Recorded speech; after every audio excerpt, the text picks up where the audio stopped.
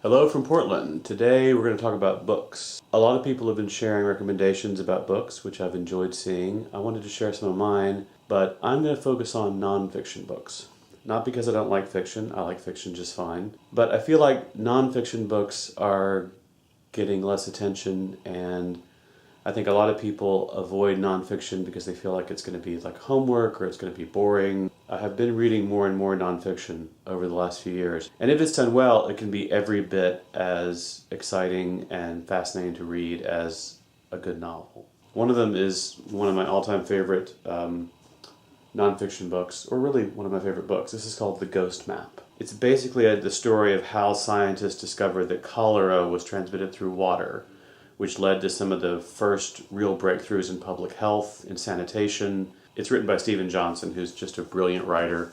And he goes through a lot of the ideas that were holding back science around this time. There was no germ theory, there was no understanding of how microbes cause disease, and people knew that unsanitary conditions were correlated with more disease, but they thought that it was the smell. They were very focused on the smell because that's such a dominant thing when you have sewage problems, but they thought that was literally what was causing the disease, so they weren't looking at the water. And the book goes through almost like a detective story, how they basically mapped out the different parts of the city that used different water sources and how the disease traveled. It's interesting looking back because we're used to modern epidemiology, modern medicine, ways of analyzing disease that were totally unknown at the time and had to be kind of developed in ways like this.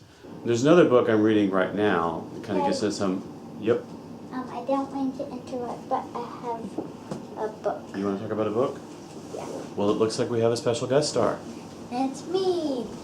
Don't really see me talking. What book you got there? It's called Diary of a Wimpy Kid. This book is about a boy named Greg that, well, this one's third wheel. So did this book make you laugh? Yeah. What was your favorite part? When someone pants their principals, whatever, they pants him, and they called him the Mad Pantser. But Vice Principal Roy shouldn't watch where he was standing because some kid snuck under the breeches and got him pretty good. Whoever did it escaped before Principal Vice Roy could catch him. Pull it back. Arg! Good job. There's another book I'm actually reading right now called The Death and Life of Great American Cities by Jane Jacobs, which is a really important book for a lot of current ideas in urban planning. I've read a lot of books that talk about this book, and I've read a lot of discussions of this book, but I haven't actually gone back and gone through the book. And it's very good.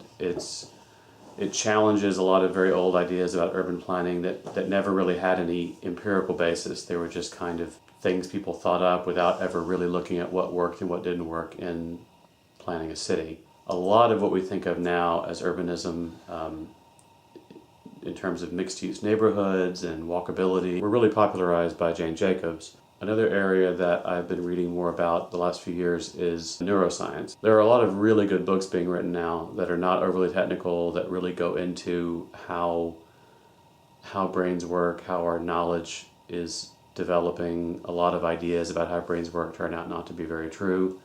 One of my favorites is a sort of weird trip through neurology. It's called Why Everyone Else is a Hypocrite. It's by a neuroscientist who, his essential point is that our brains are modular. Like we think of our brain as a single unified computer, but it's not. There's all kinds of different parts of the brain, and they're not necessarily connected.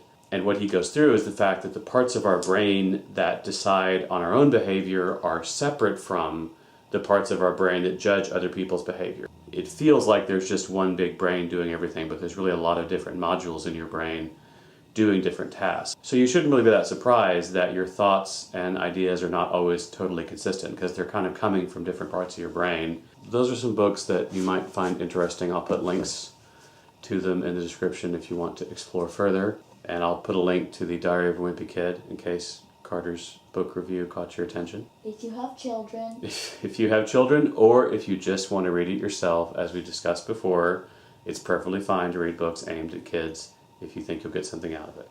So there'll be a link to that book too. Thanks for watching. See you tomorrow.